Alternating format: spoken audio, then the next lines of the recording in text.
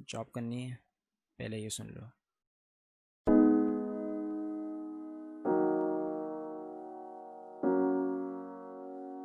हाँ तो भाई लोग, क्या हाल है? अस्सलाम वालेकुम। और आज आपका भाई फिर आ गया है एक टॉपिक के साथ, जो कि है जॉब से रिलेटेड, स्पेशली फ्रेशर्स के लिए और उनके लिए जिन्होंने अभी अभी अपना जॉब करियर स्टार्ट किया है। तो भाई सबकी ज़िंदगी में जो है ना, ये टाइम ज़रूर आता है कि जब वो अपना जॉब करियर स्टार्ट करने का सोचते हैं। लेकिन जॉब करियर यार ऐसे ही स्टार्ट नहीं किया जाता है, ठीक है? क्योंकि जॉब करियर स्टार्ट करने के लिए आपको पहले से कुछ ना कुछ प्लानिंग करनी पड़ती है। वो इसलिए क्योंकि अगर आप बिना प्लानिंग के अगर जॉब करियर स्टार्ट करते हो तो फिर आगे आके थोड़े से मसले मसाइल होते हैं। वो इसलिए क्योंकि आप स्टार्टिंग में कुछ ऐसी मिस्टेक्स कर देते हो जिन्हें सही तो नहीं किया जाता, बट हाँ उनके लिए आप फिर उनके सही होने के लिए आप इंतज़ार करना पड़ता है, और वो आपका टाइम वेस्टेज कहलाता है। अब भाई मैं कौन हूँ जो मैं जॉब करियर के ऊपर बोल रहा हूँ? तो भाई मेरा भी टाइम आया था, मैंने भी जॉब करियर स्टार्ट किया था, और मैंने भी वो कुछ ऐसी मिस्टेक्स की थी जो मैं चाहता हूँ कि भाई तुम लोग ना करो। और ये वीडियो बेसिकली सारे पॉइंट्स तो नहीं, बट हाँ जो मिस्टेक्स मैंने की, या जो चीज़ें मुझे पता हैं, या जिन चीज़ों को मुझे लगता है कि यार ये ज़रूरी है सबका जानना है, ये ज़रूरी है कि लोगों को इनके बारे में पता हो, लोगों को इनकी समझ हो, तो आज हम उन पर बात करेंगे।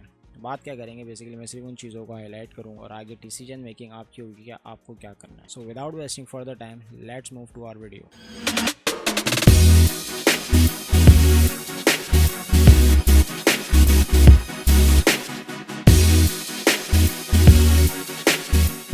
अब आज जो मैं पॉइंट्स हाईलाइट करना चाहता हूँ वो हैं टोटल 5 पॉइंट्स। तो हम डायरेक्टली आते हैं अपने पहले पॉइंट के ऊपर, जो कि है इंडस्ट्री। अब सबकी ज़िंदगी के कुछ ना कुछ गोल्स होते हैं, जैसे तुम्हारा भी होगा कुछ ना कुछ। जैसे मेरा था कि मैं सॉफ्टवेयर इंजीनियर बनना चाहता था, या फिर मैं वेब डेवलपमेंट के अंदर जाना चाहता था।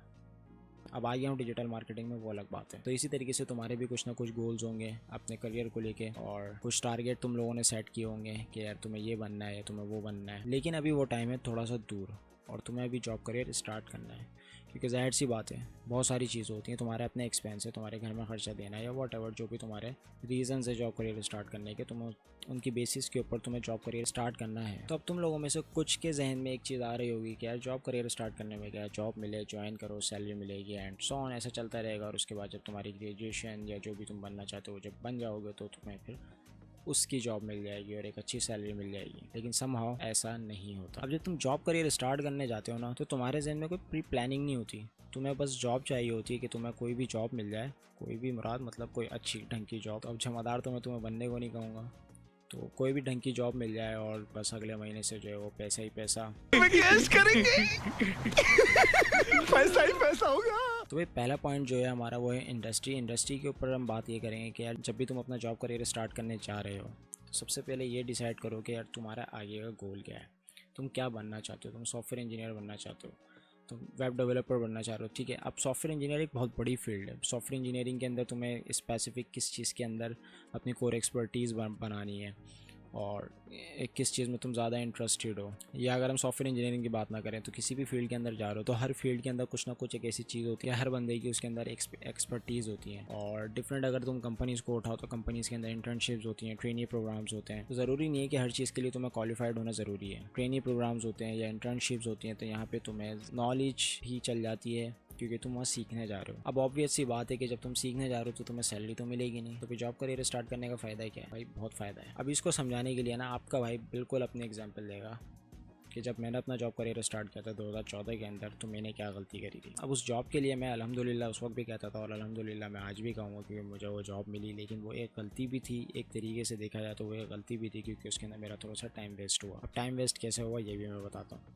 जब 2014 के अंदर आपके भाई ने जॉब करियर स्टार्ट किया था और पहली जो जॉब की, तो उस वक्त आपके भाई का ये गोल था कि यार मैं वेब डेवलपमेंट या सॉफ्टवेयर इंजीनियरिंग का, उस वक्त इस तरह का कुछ माइंड हुआ था कि यार मुझे इनमें से कुछ ना कुछ बनना है, किसी एक चीज़ के अंदर कोर एक्सपर्टीज़ अपनी बनानी है। लेकिन आपके भाई ने जो जॉब करियर स्टार्ट किया ना, वो किया एक कंपनी के एडमिन डिपार्टमेंट से एज एन एडमिन। अब एज एन एडमिन मैंने 1.5 साल काम किया। अब लेट सपोज कि अगर मैं सॉफ्टवेयर इंजीनियरिंग अपनी कंप्लीट करता हूँ, या मैं एक एक्सपर्ट वेब डेवलपर बनता हूँ, या वट एवर, या मेरी वेब डेवलपमेंट की स्किल्स बहुत अच्छी हो जाती हैं। लेकिन अब मेरे साथ क्या मसला था कि जब मैंने 1.5 साल वहाँ लगाया, यानी कि मैंने 2014 के स्टार्ट में अगर मैंने जॉब ज्वाइन की है, और जून 2015 तक मैंने जॉब की है, और उसके बाद अगर as a web developer apply कर रहा हूँ कहीं पे, भाई कंपनी मुझे गोद में नहीं बिठा लेगी, ठीक है। क्यों? क्योंकि मेरे पास कोई एक प्रोफेशनल एक्सपीरियंस नहीं है पास्ट का। वो क्यों? क्योंकि जो मैंने 1.5 साल जॉब की है वो की है एडमिन की, और वो एक्सपीरियंस किसी भी तरह मेरे वेब डेवलपमेंट को सपोर्ट नहीं कर सकता।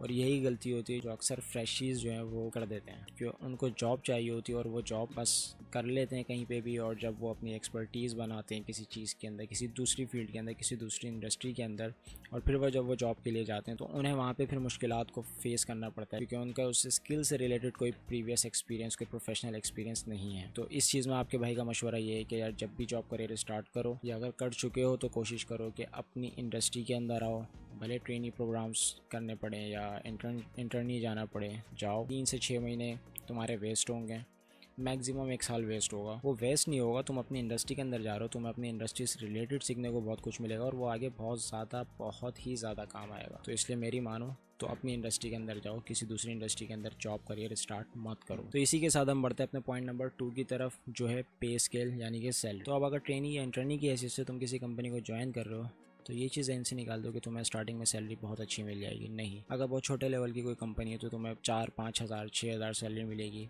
कोई एवरेज है तो 10 हज़ार भी मिल जाएगी, वो बहुत अच्छी है तो 15,000 16,000 भी तुम्हें सैलरी मिल जाएगी। लेकिन बहुत अच्छी कंपनी के अंदर इतनी आसानी से ज्वाइनिंग नहीं मिलती। तो जहन में ये रखो कि तुम्हें 10,000 या 5,000 सैलरी पे ही गुजारा करना है शुरू के 3 से 6 महीने एटलीस्ट। अब ये सोच रहे होगे इतनी कम सैलरी के ऊपर काम करने का क्या फ़ायदा? तो फ़ायदा आगे होगा। आगे कैसे होगा? अब लेट सपोज, अब जब मैं जॉब कर रहा था तो भाई मेरी उस वक्त सैलरी थी, जब स्टार्टिंग सैलरी थी वो 12,000 थी, और उसके बाद जो थी वो 14,500-15,000 मेरी सैलरी हो गई थी। लेकिन जब मैंने एज एन SEO एक कंपनी ज्वाइन की 2017 के अंदर, तब क्योंकि मैं अपनी इंडस्ट्री के अंदर आ गया, मेरे इंडस्ट्री से रिलेटेड, मेरी फील्ड से रिलेटेड मेरे पास कोई प्रोफेशनल एक्सपीरियंस नहीं था। तो जाहिर सी बात है यार, कोई भी कंपनी तुम्हें क्यों सैलरी देगी जब तुम्हारे पास एक्सपीरियंस ही नहीं है। उनको क्या पता है कि तुम्हारी एक्सपर्टीज़ क्या है, तुम्हारी स्किल्स कैसी हैं, तुम कैसा काम करते हो, प्रैक्टिकली तुम्हारी स्किल्स कितनी स्ट्रॉन्ग है, उन्हें कुछ नहीं पता, क्योंकि तुम्हारे पास कोई प्रीवियस एक्सपीरियंस नहीं है। तो इसी वजह से कंपनीज़ जो हैं वो तुम्हें सैलरी नहीं देती। अब अगर ये गलती मैं ना करता, अगर मैं अपनी जॉब करियर की स्टार्टिंग किसी इंटर्नशिप से स्टार्ट करता और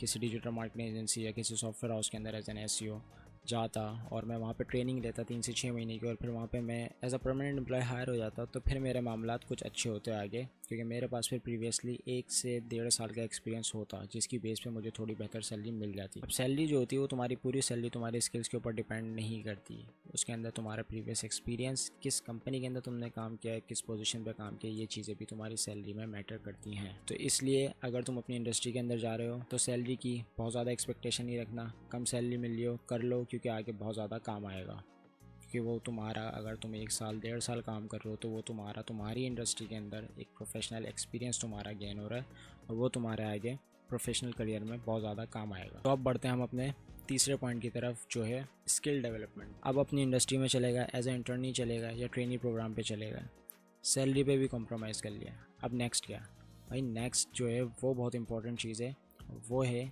तुम्हारे स्किल डेवलपमेंट।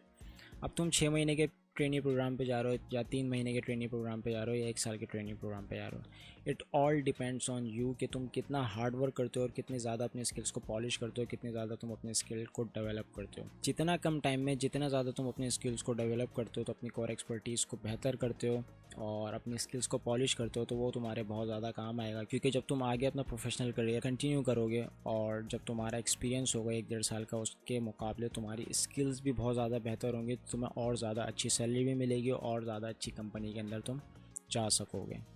तो ये पॉइंट बहुत ज़्यादा कोई लंबा चौड़ा नहीं है, इसके अंदर सिंपल सी ये चीज़ है कि यार तुम्हें अपनी स्किल्स के ऊपर काम करना है। 3 महीने 6 महीने या 1 साल, जो भी जितना भी तुम्हें टाइम मिले, तुम्हें अपनी स्किल्स के ऊपर काम करना है, क्योंकि स्किल पे काम नहीं किया तो कुछ नहीं किया। Polish the skills, I sound like that to you. तो अब बढ़ते हैं अपने 4th पॉइंट की तरफ, जो है ग्रोथ। अब स्किल डेवलपमेंट और ग्रोथ के अंदर क्या डिफरेंस है? बहुत डिफरेंस है। स्किल डेवलपमेंट जो तुम्हारे स्किल्स हैं, जो तुम्हारे काम आएंगे, जिनकी बेसिस के ऊपर तुम आगे अपना टास्क करोगे, वो चीज़ें तुम्हारी स्किल्स। अब ग्रोथ से मुतालिक जो मेरी बात है वो है तुम्हारी पर्सनल ग्रोथ या तुम्हारी इंटरपर्सनल स्किल्स की ग्रोथ। अब उसके अंदर बहुत सारी चीज़ें आ जाती हैं और ये वेरी करता है तुम किस कंपनी के अंदर किन लोगों के दरमियान काम कर रहे हो। तो तुम किसी भी कंपनी में चले जाओ, तुम्हें हर तरह के लोग मिलेंगे, आड़े टेढ़े भी मिलेंगे और सीधे साधे भी मिलेंगे, लेकिन तुम्हें वहाँ पे अपनी इंटरपर्सनल स्किल्स को ग्रो करना है। अब उसके अंदर बहुत सारी चीज़ें आ जाती हैं। तुम्हारा कम्युनिकेशन लेवल भी आया था कि तुम्हारा कम्युनिकेशन लेवल कितना अच्छा है, कितने अच्छी तरीके से तुम अपने मैनेजर्स या अपने टीममेट्स के साथ कम्युनिकेट करते हो। मीटिंग्स वगैरह अगर हो रही तो तुम कितने अच्छी तरीके से अपनी प्रेजेंटेशंस को प्रेजेंट करते हो, कितने अच्छे तरीके से तुम लोग सीधे लफ्जों में तुम कितने अच्छे तरीके से लोगों को घेर लेते हो। कम्युनिकेशन लेवल तुम्हारी बहुत इंपॉर्टेंट स्किल है जिसको तुम्हें ग्रो करना है अपने प्रोफेशनल करियर के अंदर ताकि वो तुम्हारे आगे काम आए। दूसरी जो चीज़ है ग्रोथ के अंदर वो है तुम्हारी लीडरशिप स्किल।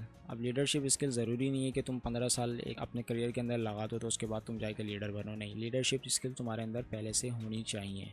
क्योंकि ज़रूरी नहीं है कि तुम एक किसी डिपार्टमेंट का हेड बने हो या तुम प्रोजेक्ट मैनेजर जा रहे हो तभी तुम्हारी लीडरशिप स्किल काम आएंगी, नहीं। अगर तुम्हें 2-3 बंदों की टीम भी मिल रही है तो वहाँ पे भी तुम्हारी लीडरशिप स्किल बहुत ज़्यादा काम आएंगी। तो लीडरशिप स्किल के ऊपर तुम्हें बहुत ज़्यादा काम करना है क्योंकि ये भी आगे बहुत ज़्यादा काम आएगा। और ये कंपनीज काफ़ी देखती हैं कि एक बंदा किस तरीके से अपनी टीम को लीड कर रहा है और ये चीज़ें तुम्हें बहुत ज़्यादा अपनी प्रोफेशनल करियर के अंदर ग्रोथ दिलाएंगी। तो ग्रोथ के अंदर 2 चीज़ें हैं इंपॉर्टेंट, वो है तुम्हारी एक कम्युनिकेशन लेवल, दूसरी है तुम्हारी टीम लीडिंग स्किल्स। इसके अलावा भी बहुत सारी चीज़ें हैं बट वो चीज़ें इन दोनों के बाद आती हैं। सबसे पहले तुम्हारी यही 2 चीज़ें हैं कि तुम्हें अपने लीडरशिप स्किल्स इनहेंस करनी है और दूसरी जो तुम्हारी कम्युनिकेशन लेवल है उसको बेहतर से बेहतर करना है। इसके अलावा और भी बहुत ज़्यादा चीज़ें, तुम्हारी बॉडी लैंग्वेज कैसी है, तुम्हारी ग्रूमिंग कैसी है एक ऑफिस के लिहाज से, तो बहुत ज़्यादा चीज़ें हैं।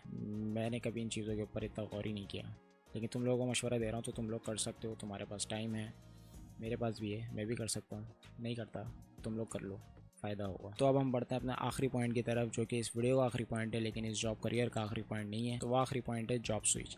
अब जॉब तुम लोगों को कब स्विच करनी है? बहुत सारे लोगों के अंदर जो है ना वो स्टार्टिंग से कीड़ा काट रहा होता है कि वो 6 महीने बाद स्विच कर लेंगे। जैसे उनका इंटर्नशिप प्रोग्राम कंप्लीट होता है वो जॉब स्विच करने का उनके अंदर कीड़ा फ़ौरन से जाग जाता है, लेकिन ये चीज़ गलत है। इंटर्नशिप के बाद फिर भी तुम कर सकते हो कि तुम्हारी इंटर्नशिप हो गई है, तुम्हें सर्टिफिकेशन मिल गई है, तुम्हारी स्किल्स डेवलप हो गई हैं, तुम्हारी पर्सनल ग्रोथ को हटा दो, तुम्हारी स्किल्स डेवलप हो गई हैं एक अच्छे लेवल पे, तो तुम यहाँ से जा सकते हो किसी दूसरी कंपनी में या इसी कंपनी के अंदर परमानेंट एम्प्लॉय हायर हो सकते हो। It's up to you. लेकिन जब तुम किसी कंपनी के अंदर एज अ परमानेंट एम्प्लॉय चले जाओ तो एक चीज़ जहन में रख के जाना कि तुम्हें वहाँ पे 1 साल कम से कम भी देना है। क्योंकि जब भी कोई कंपनी किसी एम्प्लॉय को हायर कर रही होती है तो उनके जहन में एक ही चीज़ होती है कि यार कम से कम ये बंदा हमें 1 साल देगा, हमारे साथ 1 साल कम से कम भी काम करेगा। बहुत सारी कंपनीज़ की रिक्वायरमेंट होती है कि 1.5-2 साल वो मांगते हैं कि हमें 1.5-2 साल आपके चाहिए कि आप हमारे साथ काम करें और बहुत ज़्यादा जल्दी हमें छोड़ के ना जाएं। कभी कभी ऐसा होता है कि तुम्हें बदकिस्मती से कोई एक ऐसी कंपनी मिल जाती है जहाँ तुम्हारा टिकना बहुत ज़्यादा ही मुश्किल हो जाता है क्योंकि कंपनीज़ के अंदर पॉलिटिक्स होती है, बहुत ज़्यादा वर्कलोड होता है। आसान लफ्ज़ों में कहूँ तो कुछ कंपनीज़ वाकई तुम्हारा खून चूस रही होती हैं जहाँ से तुम्हें भागने की बहुत ज़्यादा जल्दी होती है, तो वहाँ से तुम चाहो तो निकल जाओ क्योंकि वहाँ पर फिर तुम्हारी स्किल डेवलप होना मुश्किल हो जाती है। लेकिन अगर कंपनी सही है और अगर तुम सिर्फ सैलरी की वजह से जॉब स्विच कर रहे हो तो ये तुम्हारे लिए थोड़ा सा नुकसानदेह हो सकता है क्योंकि जब तुम बहुत ज़्यादा जल्दी जॉब स्विच कर रहे हो तो जब तुम किसी इंटरव्यू के ऊपर जाते हो तो अगली कंपनी यही देखती है कि तुमने कितना टाइम स्पेंड किया अपनी प्रीवियस कंपनीज के अंदर। अब जैसे कि आपका भाई जो है वो पिछले 3.5 साल से एक ही कंपनी के अंदर काम कर रहा है। बहरहाल बहुत ज़्यादा जल्दी जॉब स्विच नहीं करनी है, कम से कम 1 साल 1.5 साल, मैं इतना कहूँगा कि कम से कम 1.5 साल किसी भी कंपनी को दो अगर वो कंपनी बेहतर है, और अगर नहीं है तो फिर जितना जल्दी हो सके वहाँ से निकल जाओ। क्योंकि अगर तुम वहाँ पे 6 महीने लगा रहे हो, 7 महीने लगा रहे हो और उसके बाद अगर तुम जा रहे हो और उस कंपनी को तुम अपने CV या रिज्यूमे के अंदर डाल रहे हो तो फिर अगली कंपनी जब तुम इंटरव्यू देने जाओगे तो वो सवाल करेंगे और वहाँ पे अगर तुमने गलती से भी कंपनी की बुराई कर दी तो अगली कंपनी तुम पे ट्रस्ट नहीं करेगी। यहाँ पे फिर आया था ट्रस्ट इशू। तो इसलिए अगर कोई भी तुम्हें गलती से अगर कोई बेकार कंपनी मिल गई है, ऐसी कंपनी मिल गई है जो मैंने कहा कि खून चूस रही है, तो वहाँ से 1.5-2-2.5 महीने के अंदर निकल जाओ क्योंकि ये वो टाइम पीरियड है कि 1.5-2-2.5 महीने का तुम गैप अपनी CV के अंदर डाल सकते हो और उसका कुछ भी रीज़न बना सकते हो अपने इंटरव्यू के अंदर। तो भाई लोग ये मेरे पॉइंट्स थे आप लोगों के लिए।